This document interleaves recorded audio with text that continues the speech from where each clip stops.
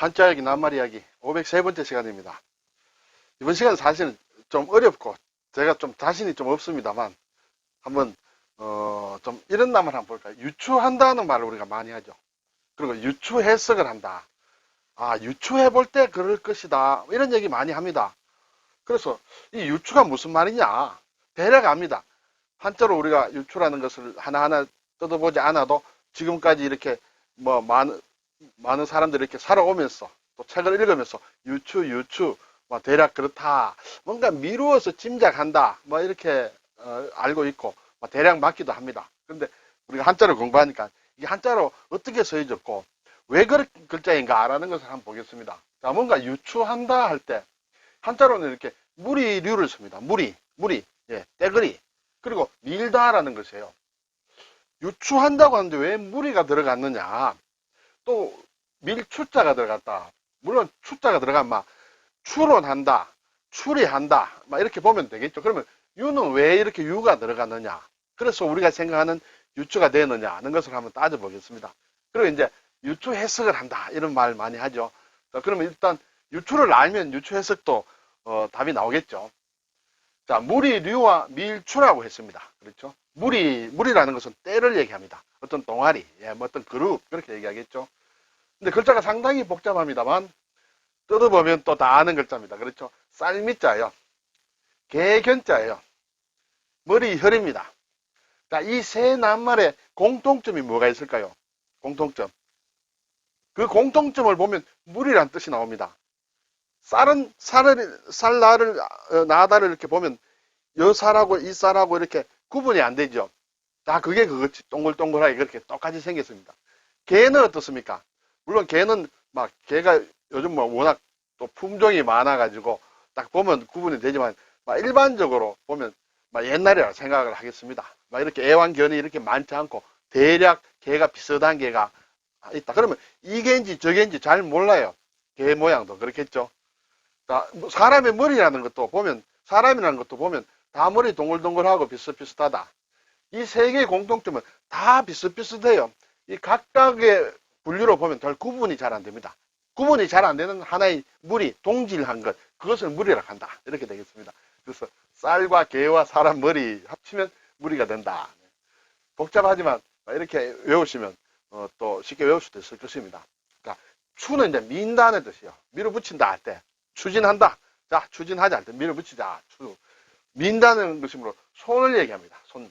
그리고 이제 이 추는 발음이 좀 있습니다. 발음을 가지고 옵니다. 발음을 가지고 오면서 또 조금 특별한 의미가 좀 있습니다. 재미있는 것이 있습니다. 그것은 제가 뒤에서 한번 말씀을 드리겠습니다. 어쨌든 그래서 무리와 추다.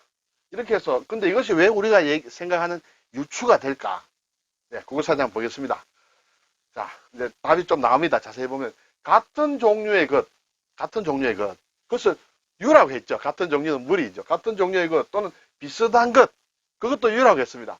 같은 종류의 것이나 또는 비슷한 것에 기초해서 그것을 기초해서 다른 사물을 미루어 추측하는 것이 유추다. 이렇게 되겠습니다. 네. 자, 또 다른 사전 비슷합니다.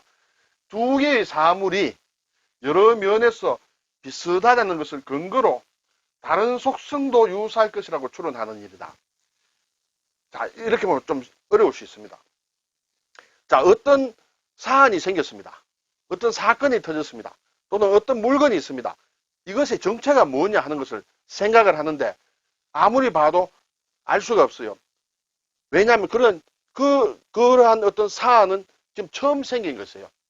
그래서 아무리 이것을 해석하려고 해도 알 수가 없어요. 그랬을 때, 이 정체가 무엇이냐, 원래 뜻이 무엇이냐 하는 것을 알기 위해서는 이것과 유사한 사건, 유사한 상황을 가지고 와서, 이러한 유사한 상황에서 이러했기 때문에 이 상황에서는 이럴 것이다 라고 추측하는 것이 유추다는 것이죠. 결국은 같은 종류의 것이 있습니다. 옆에 이미 발생한 같은 종류의 것이 있는데 새로운 것이 발생했다. 그래서 새로운 것과 이미 있는 것이 비슷하긴 하지만 똑같지는 않습니다. 똑같으면 이미 발생한 그것을 가지고 해석을 하면 되는 것이죠. 판단을 하면 되는 것입니다만 새로 생긴 것이 기존에 생긴 것과 비슷은 하지만 다르다는 것이죠.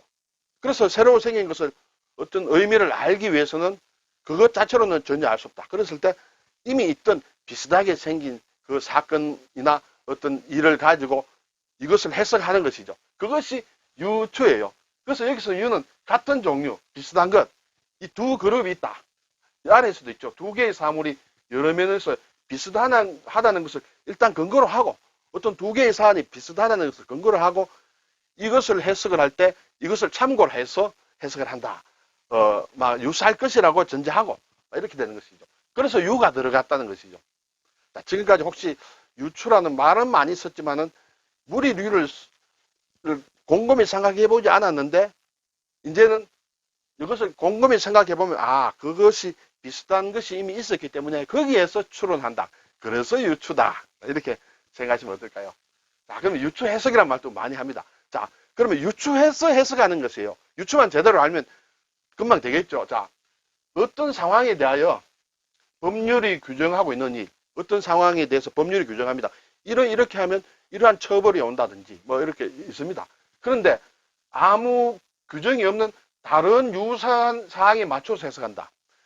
어떤 사건이 생겼는데 이 사건을 어떻게 판결을 해야 되는데 지금까지 어떤 근거가 없다. 어떻게 해야 될지 모르겠다. 그랬을 때 다른 유사한 사건에서 이미 해석해 놓은 것을 가지고 와서 거기에 맞추어서 해석하는 것이 유추해석이다. 유추해석이다. 유가 어떤 비슷한 다른 유사한 사항에 맞추어서 해석한다. 그래서 유추해석이다. 또 두 번째, 비슷합니다만 어떤 사항에 대하여 법으로 규정해 놓은 바를 그것과 비슷한 다른 사항에 대해 적용하는 법 해석의 한 방법이다.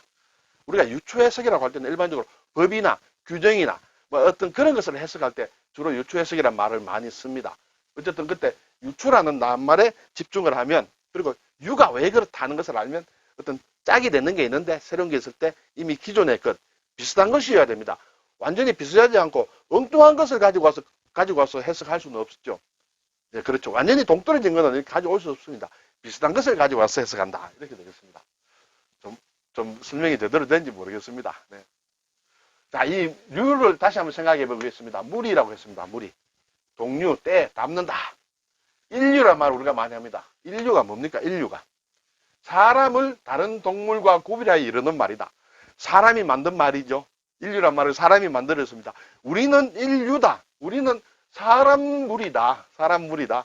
우리 사람은 다른 동물과 구별하는 우리만의 어떤 그룹의 멤버들이다라고 우리는 인류다. 인류는 위대하다. 그렇죠? 위대하겠죠. 네. 자, 그러면 이제 다른 동물의 입장에서 보겠습니다. 사람이 지어준 이름이지만 조류다. 그럼 여기 대입을 하면 어떻게 되겠습니까? 새를 다른 동물과 구별하려 이르는 말이 조류가 되겠죠. 같은 류예요.